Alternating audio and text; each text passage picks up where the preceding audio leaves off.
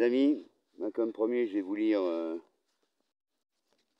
l'anarchie, un discours de Élisée Reclus, qui a été prononcé en 1894 dans une loge maçonnique. Cette loge maçonnique était la loge maçonnique des Amis Philanthropes de Bruxelles. Voilà. Alors je vais commencer la lecture. J'ai pris quelques notes pour voilà. Il y a des trucs que j'avais pas bien saisis, je suis allé voir. Je vais vous éviter tout ça. Donc, l'anarchie n'est pas une théorie nouvelle. Le mot lui-même, pris dans l'acception d'absence de gouvernement, de société sans chef, est d'origine ancienne et fut employé bien avant Proudhon. Alors, Joseph Proudhon, qui est un théoricien. Attends, mes notes, elles sont... Voilà. C'est le principal théoricien de l'anarchisme. Pierre-Joseph Proudhon, né en 1809 et décédé en 1865. Il donne cette définition. L'anarchie, c'est l'ordre sans le pouvoir. Voilà. D'ailleurs, qu'importe les mots, je reprends. Il y a eu des acrates. Qu'est-ce qu'une acrate? Alors, acrate du préfixe a, qui prive, privatif, et de crate, idée de gouvernement, de suprématie, enfin de royauté, voilà, d'oligarchie, d'État, quoi. L'étatique est enlevé. Avant, les anarchistes et les acrates n'avaient pas encore imaginé leur nom de formation savante que d'innombrables générations s'étaient succédées. De tout temps, il y eut des hommes libres, des contenteurs de la loi, des gens vivant sans maître, de par le droit primordial de leur existence et de leur pensée. Même au premier âge, nous retrouverons partout des tribus composées d'hommes se gérant à leur guise, sans loi imposée, n'ayant d'autres règles de conduite que leur vouloir et franc arbitre. Là, c'est une référence à Rabelais, dans Gargantua. Pour parler avec Rabelais, justement, et poussés même par leur désir de fonder la foi profonde, comme les chevaliers tempreux et les dames mignonnes qui s'étaient réunis dans l'abbaye de Thélème. Faites vos recherches, hein, c'est très intéressant. Mais si l'anarchie est aussi ancienne que l'humanité, du moins ceux qui la représentent apportent-ils quelque chose de nouveau dans le monde? Ils ont la conscience précise du but poursuivi et, d'une extrémité de la terre à l'autre, s'accordent dans leur idéal pour repousser toute forme de gouvernement. Le rêve de liberté mondiale a cessé d'être une pure utopie philosophique et littéraire comme il l'était pour les fondateurs de Cité du Soleil ou de Jérusalem Nouvelle. Là, donc, il y a une référence à la Bible pour la Jérusalem Nouvelle. Hein. Et la Cité du Soleil, c'est un rapport à Tommaso Campbell, un utopiste italien, qui avait écrit justement ça. Je l'ai noté, merde, c'est con. En 1623, voilà, 1623. Campanella, voilà. Tommaso Campanella. J'en suis où? Il est devenu le but pratique, activement recherché pour des multitudes d'hommes unis, qui collaborent résolument à la naissance d'une société dans laquelle il n'y aura plus de maîtres, plus de conservateurs officiels de la morale publique, plus de geôliers ni de bourreaux, plus de riches ni de pauvres, mais des frères ayant tous leur part quotidienne de pain, des égaux en droit, et se maintenant en paix et en cordiale union, non par l'obéissance à des lois qu'accompagnent toujours des menaces redoutables, mais par le respect mutuel des intérêts et l'observation scientifique des lois naturelles. Sans doute, cet idéal semble chimérique à plusieurs d'entre vous, mais je suis sûr aussi qu'il paraît désirable à la plupart et que vous apercevez au loin l'image éthérée d'une société pacifique où les hommes, désormais réconciliés, laisseront rouiller leurs épées, refondront leurs canons et désarmeront leurs vaisseaux. D'ailleurs, n'êtes-vous pas de ceux qui, depuis longtemps, depuis des milliers d'années, dites-vous, travailler à la construction du temple de l'égalité? Vous êtes maçons, et seule fin de maçonner un édifice de proportions parfaites, où n'entrent que les hommes libres, égaux et frères, travaillant sans cesse à leur perfectionnement et renaissant par la force de l'amour à une vie nouvelle de justice et de bonté. C'est bien cela, n'est-ce pas? Et vous n'êtes pas seul. Vous ne prétendez point au monopole d'un esprit de progrès et de renouvellement. Vous ne commentez pas même l'injustice d'oublier vos adversaires spéciaux, ceux qui vous maudissent et vous excommunient, les catholiques ardents qui vouant à l'enfer les ennemis de la Sainte Église, mais qui n'en prophétisent pas moins la venue d'un âge de paix définitive.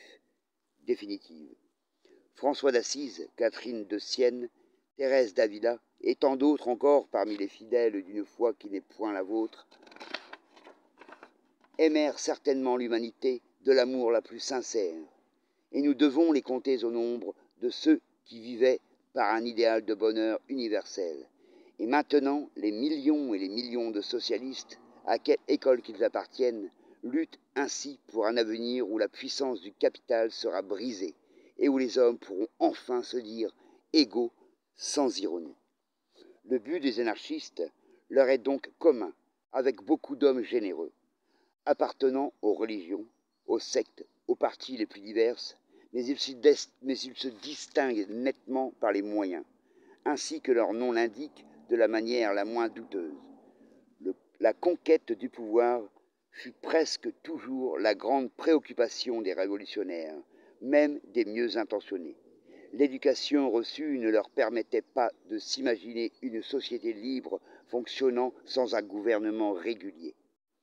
Et dès qu'ils aient renversé des maîtres haïs, ils s'empressèrent de les remplacer par d'autres destinés, suivant la formule consacrée, à faire le bonheur de leur peuple. D'ordinaire, un changement de prince ou de dynastie sans avoir fait hommage de son obéissance à quelque souverain futur. Le roi est tué, vive le roi, s'écriaient les sujets, toujours fidèles, même dans leurs révoltes. Pendant des siècles et des siècles, tel fut immanquablement le cours de l'histoire. Comment pourrait-on vivre sans maître?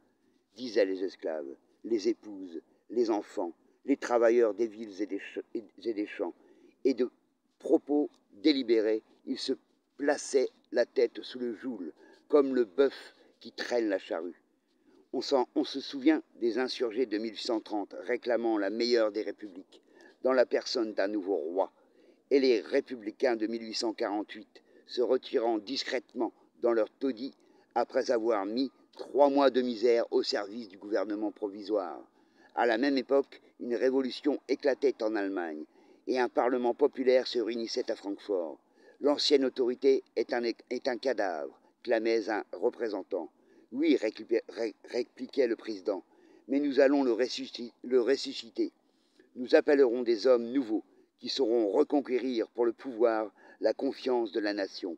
N'est-ce pas ici le cas de répéter le vers de Hugo? Un vieil instinct humain mène à la turpitude. Contre cet instinct, l'anarchie représente vraiment un esprit nouveau. On ne peut point reprocher aux libertaires qu'ils cherchent à se débarrasser d'un gouvernement pour se substituer à lui. Ôte-toi de là que je m'y mette, est une parole qu'ils auraient horreur de prononcer. Et d'avance, ils vouent à la honte et au mépris, ou du moins à la pitié, celui d'entre eux qui, piqué de la tentacule du pouvoir, se laisserait aller à briguer quelque place sous prétexte de faire, lui aussi, le bonheur de ses concitoyens. Les anarchistes professent, en s'appuyant sur l'observation, que l'État et tout ce qu'il s'arrache n'est pas une pure entité ou bien quelque formule philosophique, mais un ensemble d'individus placés dans un milieu spécial et en subissant l'influence. Ceux-ci élèvent en dignité, en pouvoir, en traitement au-dessus de leurs concitoyens, sans pour cela même forcer, pour ainsi dire, de se croire supérieurs aux gens du commun. Et cependant, les tentations de toutes sortes qui les assiègent les font choir presque fatalement au-dessus du niveau général. C'est là que nous répétons sans cesse à nos frères, parfois des frères ennemis, les socialistes d'État. Prenez garde à vos chefs et mandataires. Comme vous, certainement, ils sont animés de plus pures intentions. Ils veulent ardemment la suppression de la propriété privée et de l'État tyrannique. Mais la relation, les occasions nouvelles les modifient peu à peu. Leur morale change avec leur intérêt, et se croyant toujours fidèles à la cause de leur mandat, ils lui deviennent forcément infidèles. Eux aussi détenteurs du pouvoir devront se servir les instruments du pouvoir, armées, moralistes, magistrats, policiers et mouchards. Depuis plus de 3000 ans, le poète hindou du Mahabharata a formulé sur le sujet l'expérience des siècles. L'homme qui roule dans un char ne sera jamais l'ami de l'homme qui marche à pied. Ainsi, les anarchistes ont à cet égard les principes les plus arrêtés. D'après eux, la conquête du pouvoir ne peut servir qu'à en prolonger la durée, avec celle de l'esclavage correspondant. Ce n'est donc pas sans raison que le nom d'anarchiste, qui, après tout, n'a qu'une signification négative, reste celui par lequel nous sommes universellement désignés. On pourrait nous dire libertaires, ainsi que plusieurs d'entre nous se qualifient volontiers, ou bien harmonistes, à cause de l'accord libre des vouloirs qui, d'après nous, constituera la société future. Mais ces appellations ne nous différencient pas assez des autres socialistes. C'est bien la lutte contre tout pouvoir officiel qui nous distingue, essentiellement. Chaque individualité nous paraît être le centre de l'univers, et chacune de leurs mêmes droits à son développement intégral, sans intervention d'un pouvoir qui la dirige, la morigène ou la châtie. Je vais m'arrêter là et je reprendrai une autre fois parce que ça fera des trop longues vidéos. Hein, je reprendrai, je relirai les derniers et ensuite je vous mettrai bout à bout au pire. Force et honneur, parce que là, je bafouille et tout. Allez, ciao.